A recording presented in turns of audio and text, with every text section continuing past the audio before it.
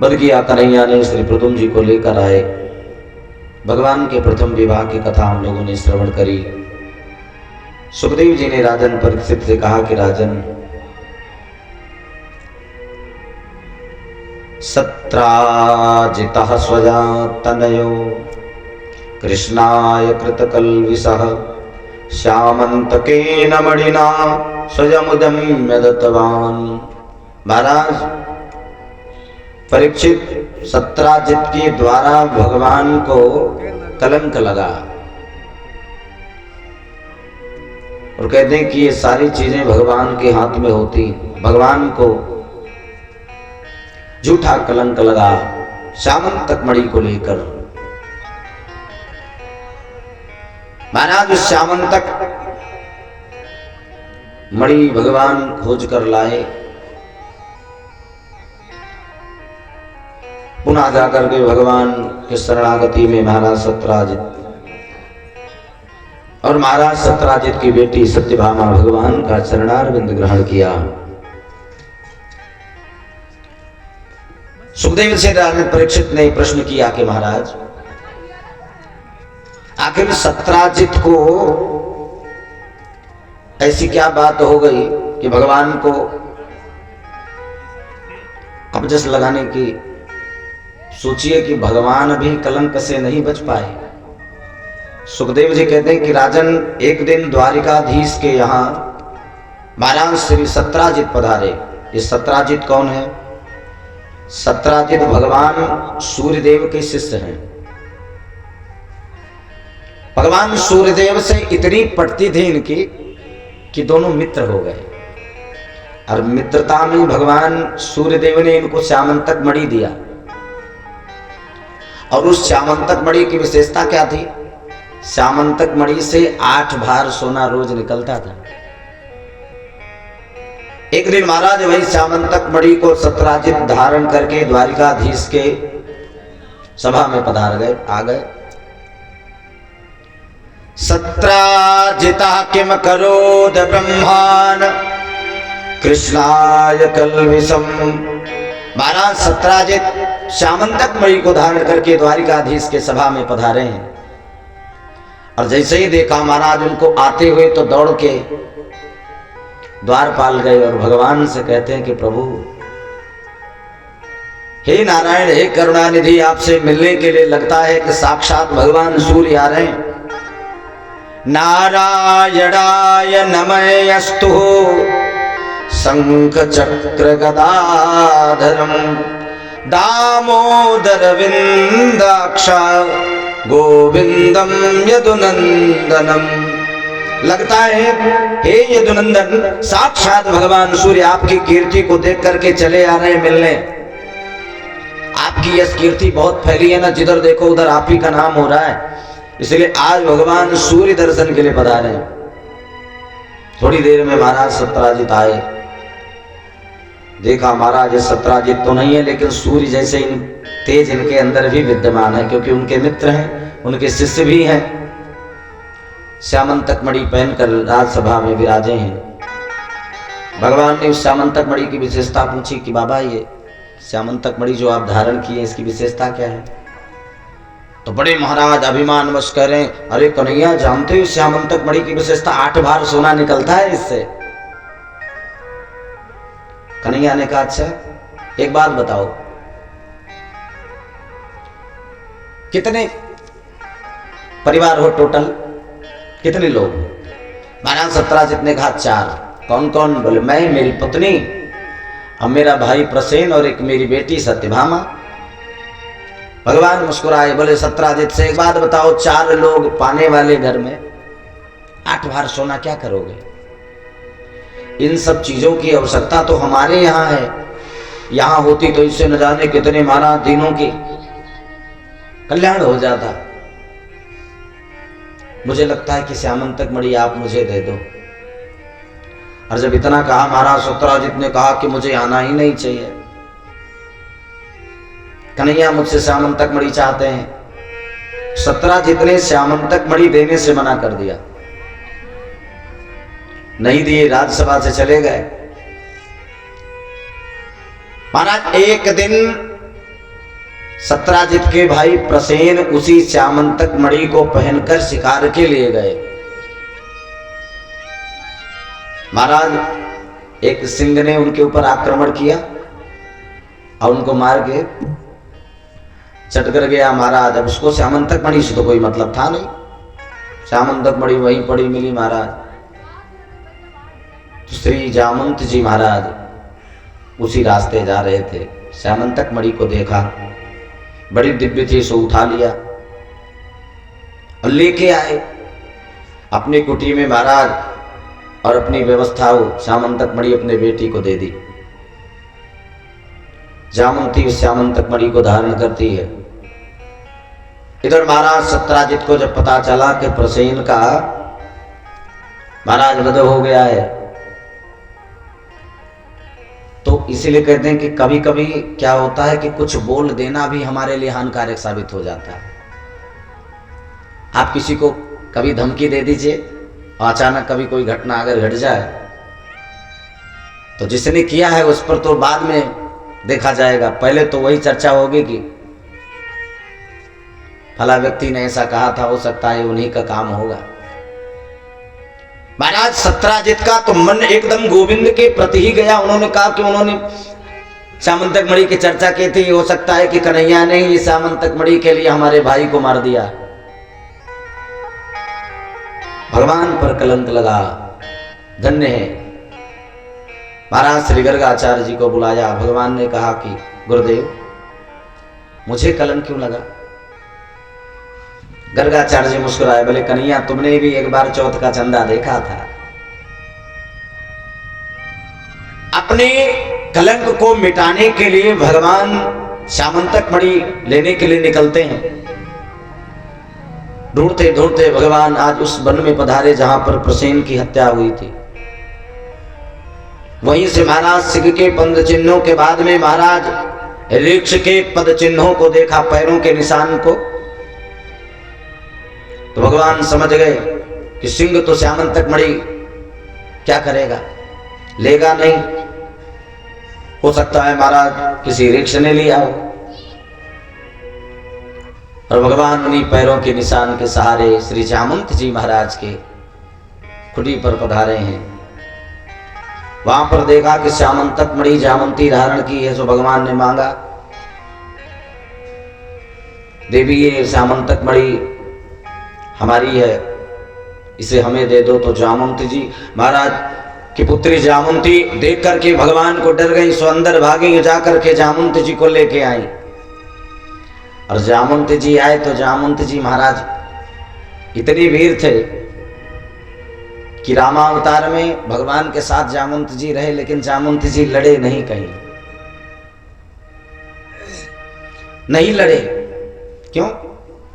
जामंत जी ने कहा कि महाराज हमारे हिसाब से तो कोई वीर मिला ही नहीं। जामंत जी ने प्रण किया था कि महाराज जो रावण को मारकर महाराज विजयी प्राप्त करेगा, इसका मतलब कि सबसे बड़ा वीर वही होगा, और जो सबसे बड़ा वीर होगा हम उसी से लड़ेंगे। भगवान ने जब रावण पर विजयी प्राप्त किया तो जामंत जी से जब भगवान ने पूछा कि भाई सब लड़े, आप नहीं लड़े, खाली आप ज्ञान देते रहे।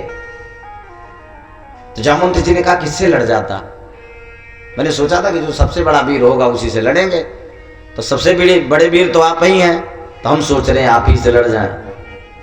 भगवान ने कहा कि अखाड़ा लड़ने वाला स्वरूप तो मैंने धारण किया नहीं, मैं तो मर्यादा पुरुषोत्तम होकर आया हूं। तो भगवान तो धनुष बाण चलाते रहे, मलयुद्ध नहीं किया कहीं। लेकिन जामंत अगर तुम्हारी इच्छा है मुझसे लड़ने की, तो हम ये तुम्हारी मनोकामना अवश्य पूर्ण करेंगे, लेकिन इस बार नहीं, जब द्वापर में कृष्णावतार में हम आएंगे तो ये भी तमन्ना हम आपकी पूर्ण करेंगे। और आज गोविंद पधारे हैं महाराज जामंत जी और भगवान कृष्ण मलयुद्ध करते हैं, और 6 महीना युद्ध हुआ, खूब उठापटक। भगवान ने जामंत जी को खूब मस्तिष्क प्रहार करके खूब मारा। आज महाराज पूरे शरीर की महाराज हड्डियां जब करकरा गई गोविंद की बाण से, तो जामंत जी को ये लगा कि कि मुझे मारने वाला, मुझे हराने वाला कोई साधारण नहीं। जामवंत जी ने हाथ जोड़कर कहा, कौन है आप? हाथ जोड़ करके जब निवेदन किया तो भगवान जामवंत जी के सामने मुस्कुराए। जामवंत जी से कहे कि आपने कहा था कि हम आपसे लड़ना चाहते हैं, सो हम आ गए। जामवंत जी भगवान के चरणों में गिर गए और कहा कि प्रभु धन्य है, आए तो ऐसे आए, मुझे तो लग गया था। जामवंत जी से बहुत प्रसन्न है भगवान। जामवंत जी से कहते हैं क्या चाहिए आपको? तो जामवंत जी महाराज कहते हैं कि अगर देना ही है तो एक बार उसी स्वरूप का दर्शन करा दीजिए। कौन से स्वरूप का? बोले महाराज, लोकाभिरामम रणरंगधीरम राजीवनेत्रम रघुवंशनाथं लोकाभिरामम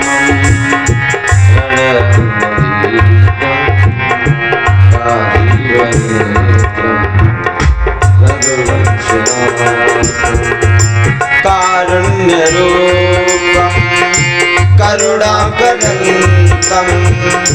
श्रीरामचन्द्रं शरणं प्रपद्ये। हे श्रीरामचन्द्रं शरणं प्रपद्ये। जामवंत जी महाराज कहते हैं बस उसी स्वरूप का दर्शन चाहिए। श्री रामचन्द्रं शरणं प्रपद्ये। श्री रामचन्द्रं शरणं प्रपद्ये।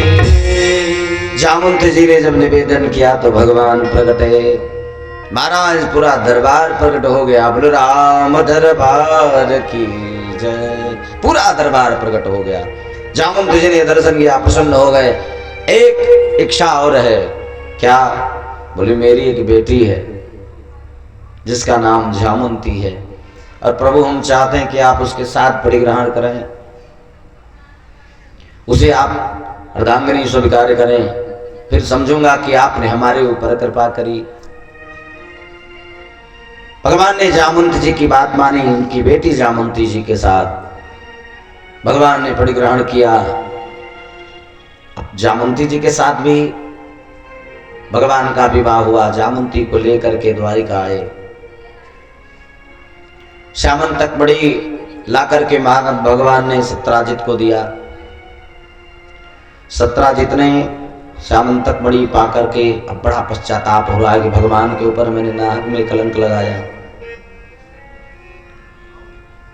सो महाराज सत्राजित सा परिवार आकर के भगवान से निवेदन करते हैं कि प्रभु मैंने आपका अपमान किया, आपके ऊपर मैंने नाक में कलंक लगाया, क्षमा करना। भगवान ने कहा मैं तो क्षमा कर दिया आपको। तो सत्राजित ने कहा आपने हमें क्षमा किया, हम नहीं मानेंगे। फिर बोले आपने हमें क्षमा किया, हम जब मानेंगे जब हमारी एक बेटी है जिसका नाम सत्यभामा है, उसके साथ आप विवाह करेंगे। सुखदेव जी कहते हैं कि राजन, भगवान के इसी तरह से महाराज सत्यभामा का भी विवाह हुआ। सत्यभामा के साथ भगवान का परिग्रहण हुआ। महाराज रुक्मणी जी, जामवंती, सत्यभामा और उसके बाद महाराज कालिंदी के साथ। कालिंदी भगवान सूर्य की पुत्री हैं, साक्षात जमुना जी हैं जो कालिंदी के रूप में तप कर रही हैं। अर्जुन को भेजा भगवान ने, कहा जाओ देखो अर्जुन ये कौन देवी इतने भाव से तप कर रही है, जाकर के इनकी इच्छा जानो। अर्जुन ने जाकर के जब पूछा तो कालिंदी ने कहा मैं जन्म जन्मांतर भगवान को पति रूप में स्वीकार कर चुकी हूं। महाराज आप कुछ मेरे लिए करना चाहते हैं तो गोविंद से मुझे एक बार दर्शन करवा दो, मिलवा दो। अर्जुन ने कहा मिलवा ही नहीं देंगे, मैं वादा करता हूं आपका विवाह भी करा देंगे। अर्जुन ने महाराज कालिंदी के साथ विवाह करा दिया। धन्य है। कितनी हो गई? रुक्मणी जी, जामवंती, सत्यभामा और कालिंदी। उसके बाद भगवान ने मित्र वृंदा के साथ विवाह किया। महाराज ये दो भाई हैं, महाराज विंद और अविंद, ये दोनों दुर्योधन से इनकी खूब पड़ती है। इसलिए महाराज ये सोच रहे हैं कि अपने दोनों महाराज अपने बहन का विवाह दुर्योधन के साथ करा दें। लेकिन मित्र वृंदा भगवान को पति रूप में स्वीकार कर चुकी है, तो महाराज स्वयंवर में भगवान ने जाकर के मित्र वृंदा को जीत कर लाए द्वारिका। इसी तरह से महाराज भगवान की अनन्य विवाह धन्य है। कहो पहले कोई विवाह देखने आए, फिर बातचीत चले, फिर सारी व्यवस्था हो, ऐसा कुछ नहीं। चटमंगनी पट प्यार धन्य है। महाराज अयोध्या के एक राजा थे, सूर्यवंश में महाराज नग्नजित। महाराज नग्नजित की प्रतिज्ञा थी, उनके पास में 7 बैल थे।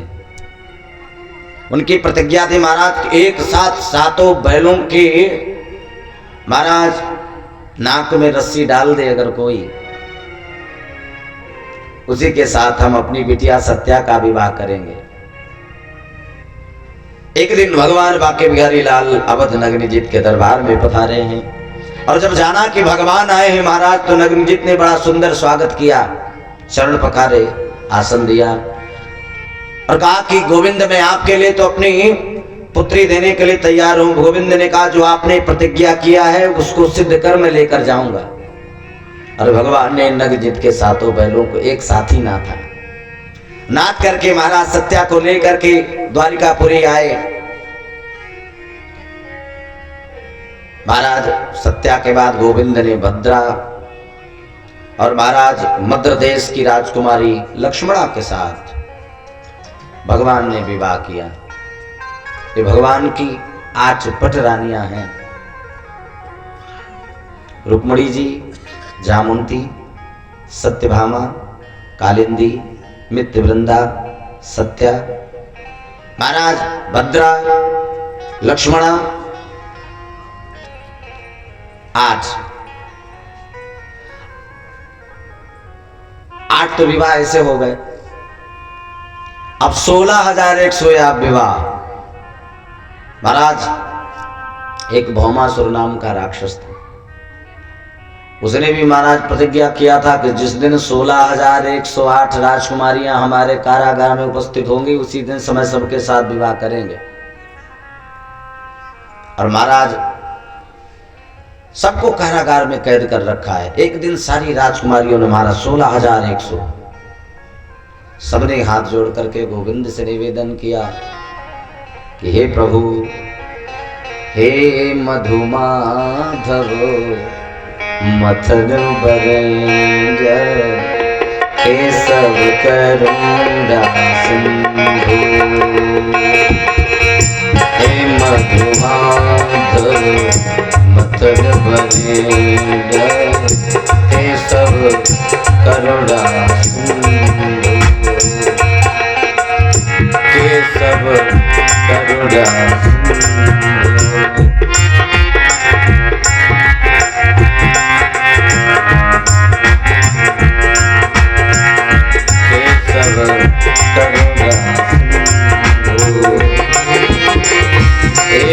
मुरारे कुंज बिहारी, हे मुरारी कुंज बिहारी, हे प्रणत जगबंधु,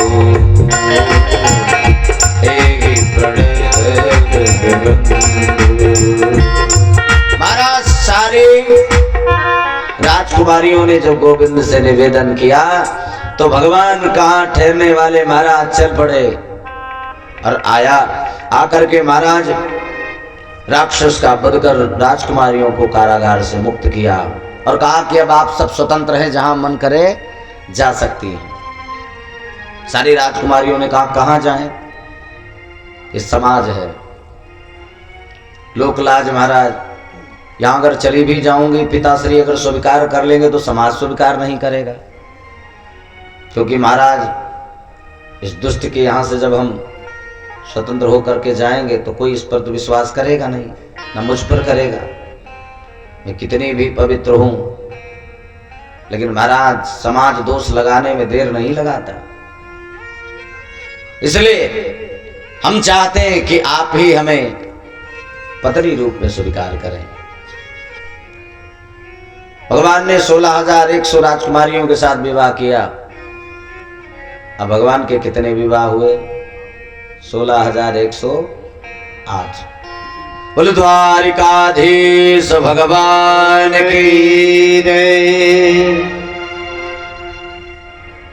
16,108 विवाह। धन्य है। सुखदेव जी महाराज राजन परीक्षित से कहते कि एक दिन महाराज बलराम जी रुक्मणी जी के भाई रुक्मी के साथ बैठ करके महाराज जुआ खेलने लगे। जब कहते ना कि कहीं ऐसी जगह पर आप पहुंच जाइए जहां लोग आपकी वाहवाही करें, तो कभी कभी महाराज वाहवाही में काम बिगड़ जाता है। महाराज बलराम जी की वाहवाही किया। महाराज रुक्मी चाहता था कि हमारे साथ बलराम जी जुआ खेलें, इनको हराएं। महाराज 1-2 बार दांव में तो उसने हराया भी, लेकिन जब बलराम जी जितना प्रारंभ करते महाराज, और जब बलराम जी ने जीत कर महाराज अपनी स्वीकृति दी तो सब राजाओं ने भी समर्थन किया। लेकिन महाराज रुक्मी बार बार कह रहा है कि नहीं, ये गलत हुआ है, विजय तो मेरी हुई है, आकाशवाणी हुई, फिर भी मानने को तैयार नहीं। सो क्रोधित होकर के बलराम जी ने रुक्मणी जी के भाई का वध कर दिया। अब महाराज रुक्मी का वध हो जाना, भगवान को खबर मिली तो भगवान उस समय मौन हो गए, कुछ नहीं बोले, क्योंकि बोलने लायक है भी नहीं। अगर महाराज बलराम जी की तरफ बोलते तो रुक्मणी जी गुस्सा हो जाएंगी, अगर इनके तरफ बोलते तो बलराम जी, इसलिए भगवान मौन हो गए। सुखदेव जी कहते हैं कि राजन,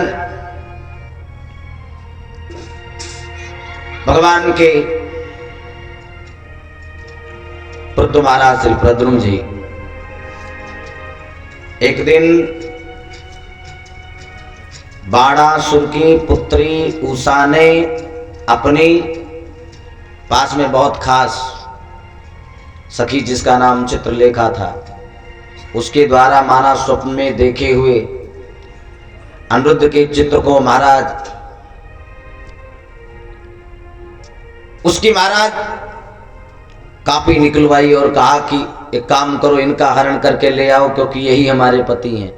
बाणासुर भगवान शिव का परम भक्त था। ये बाणासुर महाराज राजा बलि का सबसे बड़ा बेटा। भगवान शिव से महाराज इसने शक्तियां प्राप्त करी हैं। शिव जी से एक बार तो जो बहुत ज्यादा निराले, बहुत ज्यादा सरल होते हैं, वो तो ठीक है महाराज, कुछ ऐसे भी होते हैं जो शक्तियां पा करके उसका महाराज दुरुपयोग भी करते हैं। समस्त शक्तियों को प्राप्त कर महाराज बाणासुर एक बार शिव जी के पास ही गया और कहा कि बाबा, मुझे लगता है कि हमसे युद्ध करने वाला इस संसार में कोई नहीं है, तो हम सोच रहे हैं कि हम आप ही से लड़ जाएं। शिव बाबा क्रोधित हो गए। इसका मतलब ये थोड़ी है कि हमने वरदान दिया तो तुम हमारी से लड़ना चाहो ना। शिव जी ने क्रोधित होकर के महाराज एक दंड दिया, ध्वजा पताका, और कहा कि लेकर जाओ, और जिस दिन महाराज ये ध्वजा गिरेगा उसी से महाराज दिव्य पुरुष की उत्पत्ति होगी, उसी से महाराज तुम्हारा मरण होगा। महाराज जब हरण करके चित्रलेखा लेकर के आई, बहुत दिन तक महाराज अपने कक्ष में रखी रही। एक दिन बाणासुर को ये खबर पता चला द्वारपालों के द्वारा, तो महाराज भगवान के साथ बाणासुर का महाभयंकर युद्ध हुआ। भगवान मारने की इच्छा हेतु महाराज जैसे ही संधान करते उस समय शिव जी बाणासुर की रक्षार्थ हेतु पधारते हैं। शिव जी ने कहा, यह हमारा भक्त है, भगवान से निवेदन किया, इसे क्षमा कर दीजिए। भगवान ने बाणासुर को क्षमा किया। 4 भुजाएं महाराज अमर करी, समस्त भुजाओं का खंडन कर महाराज पुनः अभय वरदान दिया। बाणासुर महाराज आकर के सुतन लोक में निवास करने लगा।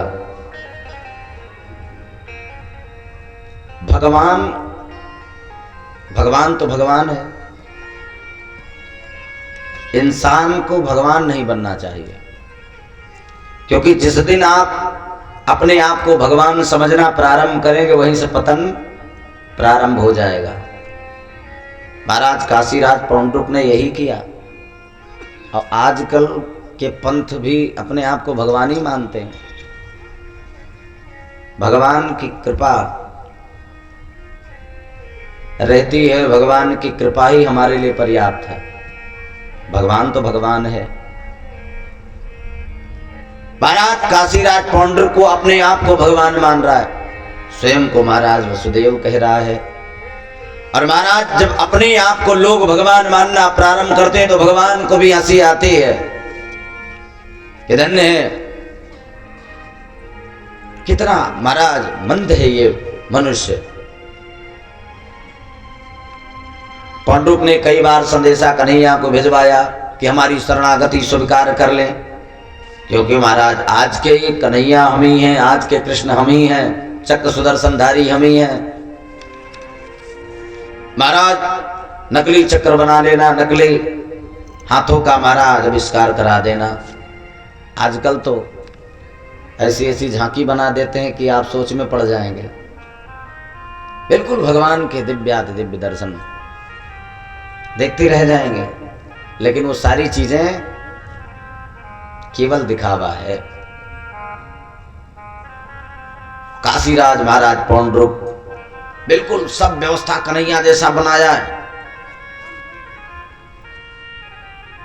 भगवान ने पौंड्रुक को आकर के महाराज उसके किए हुए कर्मों की सजा दी और कहा जिस तरह से आपने धमकी दिया था उसका वैसे ही जवाब दिया। और महाराज पौंड्रुक का सर महाराज चक्र सुदर्शन से भगवान ने धड़ से अलग कर दिया। आज श्री बलराम जी से कन्हैया कह रहे हैं कि दाऊ एक काम करो। क्या? बोले हम लोग तो वहां से आए हुए बरसों हो गया, इंतजार कर रही हैं गोपियां ब्रज के लोग। अब एक काम करो। क्या? बोले तुम जरा ब्रज चले जाओ। बल वृद्धा कुरु श्रेष्ठा भगवान रथम स्थितः। हे दाऊ एक बार ब्रज जाओ, जरा जा करके सबकी सुधि तो लेके आओ। कैसे हैं माँ यशोदा इत्यादि। बलराम जी महाराज ब्रज आए, सारे ग्वाल बालों गोपियों की महाराज हाल को जाना। महाराज बलदेव जी बहुत दिन तक महाराज ब्रज में रहे, सबसे महाराज कुशल क्षेम जाना। एक दिन महाराज जरासंध के कैद में कैदी रहे समस्त राजाओं ने भगवान से निवेदन किया, क्योंकि 17 बार तो भगवान ने हराया ही, 18वीं बार भगवान द्वारिका बसा लिए। और इस बार महाराज जरासंध के यहाँ कैदी समस्त राजाओं ने निवेदन किया कि भगवान सबकी तो रक्षा करते हैं, फिर हमारी कब करेंगे। आज जब सबने हाथ जोड़कर पुकारा तो महाराज गोविंद से कहा रहा जाता श्री जरासंध के यहाँ पधारे। लेकिन जरासंध महाराज किसी और के हाथ से नहीं मरने वाला, सो भगवान साथ में अर्जुन को लिया और भीम को लिया और पहुंच गए।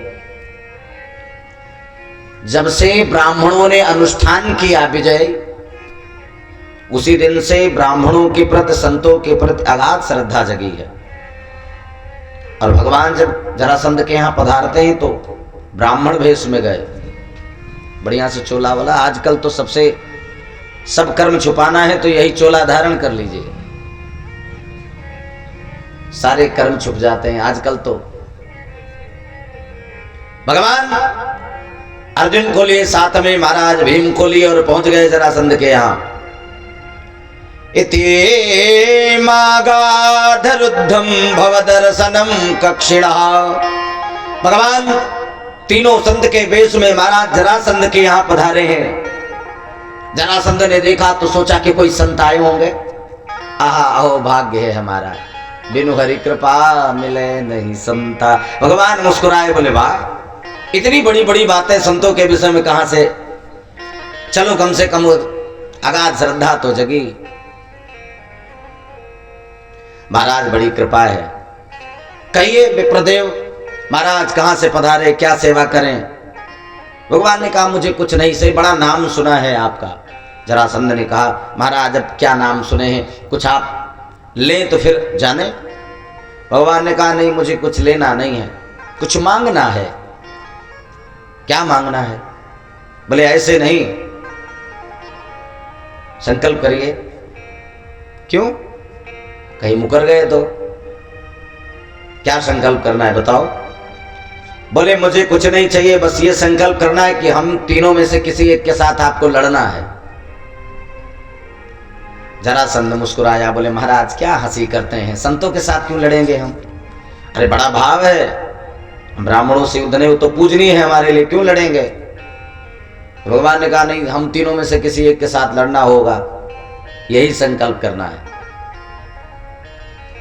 अब अगर आप नहीं लड़ना चाहते, अगर आप डर गए हो तो कोई बात नहीं। जैसे ही महाराज इतना कहा तो तुरंत बिरकुटी टेढ़ी करी, तुम अभी मुझे नहीं जानते, मेरा नाम जरासंध है। महाराज जरासंध भगवान की बातों को देख करके उसे कुछ लगा गड़बड़ है। बोला ठीक है संकल्प करेंगे लड़ने के लिए, लेकिन पहले बताओ, सच में बताना, तुम तीनों संत तो नहीं लगते, ब्राह्मण तो नहीं लगते, कौन हो? भगवान मुस्कुराए और कहे कि ठीक पहचाना है आपने। अगर आप चाहते हैं कि हम बता दें कि कौन है तो सुनो महाराज, ये हमारे बगल में खड़े गांडीवधारी अर्जुन है, ये बढ़िया हट्टे कट्टे ठीक ठाक श्री भीमदेव महाराज है। और आप हमको तो पहचान ही गए होंगे। जरासंध ने कहा आपको कौन भूल सकता है, आप तो रणछोड़ हैं, आपका तो कोई भरोसे नहीं है। बताओ इन तीनों में से किससे लड़ोगे? अर्जुन की बात आई तो कहा अर्जुन से नहीं लड़ेंगे, और लड़ेंगे आपसे भी नहीं। क्यों? क्योंकि आपका भी भरोसा नहीं है, कब भाग जाएं छोड़ के, बीच में ही युद्ध के भाग जाएं तो क्या करेंगे फिर? जरासंध ने कहा कि हमारे जैसे ठीक ठाक काठी वाले तो भीम ही दिखते हैं, हम भीम से लड़ेंगे। तो कन्हैया से लड़ने से मना किया, अर्जुन से लड़ने से मना किया, भीम को महाराज जरासंध ने कहा इनसे लड़ेंगे। तो भीम मुस्कुराए कन्हैया की तरफ देख करके और कहे कि देखा आपने, आप दोनों लोग को महाराज उसने निकाल दिया, कहा आप हमारे लड़ने योग्य ही नहीं, हमको पसंद किया है। महाराज उस समय भगवान मुस्कुराए, भीम से कहे कि जब अखाड़े में जाओगे तो पता चलेगा ना। भीम जब जरासंध से महाराज युद्ध करते हैं, बड़ी मर्यादा की युद्ध होती थी। सुबह प्रारंभ हो तो शाम को विराम, सुबह फिर लड़ेंगे। महाराज 2 दिन महाराज लड़ते रहे। एक दिन भीम ने भगवान से कहा कि प्रभु 2 दिन हो गया लड़ते, आप कुछ करते नहीं हैं, और मैंने तो सोचा था कि लड़ाई बराबर की होगी, लेकिन महाराज वो मेरे ऊपर भारी पड़ रहा है। और अगर आज आपने हमारे लिए कुछ नहीं किया तो ध्यान रखिए हम आज अखाड़ा छोड़ करके भाग जाएंगे, फिर आप जानिए। भगवान मुस्कुराए, बोले आप तो कह रहे थे कि हम बड़े वीर हैं। भीम ने कहा नहीं प्रभु हमारी रक्षा करिए। भगवान अखाड़े में भीम से कहते कि तुम जरा हमारे ऊपर ध्यान रखना। और आज जब महाराज जरासंध और भगवान का मलयुद्ध होता है अखाड़े में, तो कन्हैया ने तिनका उठाया और महाराज उस तिनके को तोड़ करके भीम को इशारा किया कि जरासंध को महाराज फाड़ना पड़ेगा, 2 भाग में करना पड़ेगा। और महाराज दोनों भाग अगर एक जगह स्थिर रहे तो दोनों फिर जुड़कर पुनः महाराज पुनर्जीवित हो जाएगा। इसलिए फाड़कर महाराज उसके 2 भाग करो और दोनों को महाराज 2 दिशाओं में जब फेंकोगे पुनः महाराज उसका शरीर नहीं जुड़ सकता, तभी उसका मरणासन हो सकता है। भगवान की तरफ इशारा पाते महाराज भीम तो भगवत कृपा से आज जरासंध को फाड़कर महाराज उसके शरीर को 2 भागों में 2 दिशाओं में फेंक कर महाराज आज समस्त राजाओं को महाराज कारागार से मुक्त किया। बोलो भीम महाराज की धन्य है भगवान ने दिव्य कार्य किया, समस्त देवता पधारे हैं। तस्मिन् देव कृतवरो भवन्तु वै सुरादयः। समस्त महाराज ऋषि संत देवतागण भगवान की स्तुति कर रहे हैं कि आप समय समय पर महाराज उपस्थित होकर के हम सबका कल्याण करते हैं। और भगवान तो वैसे विप्रधेनु सुर संत हित लीन मन जय अवतार, जिसके ऊपर भगवत कृपा हो महाराज उसके साथ कभी अनभला हो ही नहीं सकता। जिसके साथ भगवान हो। एक बार मां जानकी ने श्री हनुमान जी महाराज से प्रश्न किया कि हनुमान एक बात बताओ, पूरी लंका जल गई, तुम्हारी पूंछ नहीं जली, क्यों? ऐसी क्या विशेषता थी आपके पूंछ में? हनुमान जी मुस्कुराए, बोले माता भगवान की कृपा थी। नहीं वो तो ठीक है, लेकिन आपने लंका जलाया और लंका विधवत जलाया आपने। रहा न नगर बसन घृतेला, बाढ़ी पूंछ कीन्ह कपि खेला। खूब विधवत जलाया, उलट पलट लंका सब जारी। हनुमान जी ने जब मां के प्रश्नों को सुना कि लंक जला के जली भी नहीं, हनुमंत विचित्र है पूंछ तुम्हारी, कौन सा ऐसा जादू भरा, हंसी पूछती है मिथिलेश दुलारी। कौन सा ऐसा जादू भरा? हनुमान जी मुस्कुराए, बोले मां पहला कारण तो जब हम लंका में गए आपका दर्शन हुआ तो आपने आशीर्वाद दिया था कि अजर अमर गुण निधि सुत हो। आपने कहा था, पहला वरदान तो आप ही ने दिया अजर अमर का। दूसरा मैंने सुना कि भगवान आपके हरण से पहले ही आपको तुम पावक मह करहु निवासा, आपका निवास अग्नि में करा दिया था। तो जिस अग्नि में आप विराजमान हो वहां पूंछ कैसे जल सकती है? और तीसरा कारण कि जो लंका में आग लगी थी वो कोई साधारण आग नहीं थी। फिर बोले वहां जो आग लगी थी वो राम रोष पावक सो जरई। राम रोष यानी कि राम रूपी क्रोध की आग लगी थी। वहां साधारण आग नहीं हो, जहां राम जी के क्रोध की आग लगी हो वहां भक्त की पूंछ कैसे जल सकती है? माता कि लंक जला के जली भी नहीं, हनुमंत विचित्र है पूंछ तुम्हारी, कौन सा ऐसा जादू भरा, हंसी पूछती हैं मिथिलेश दुलारी।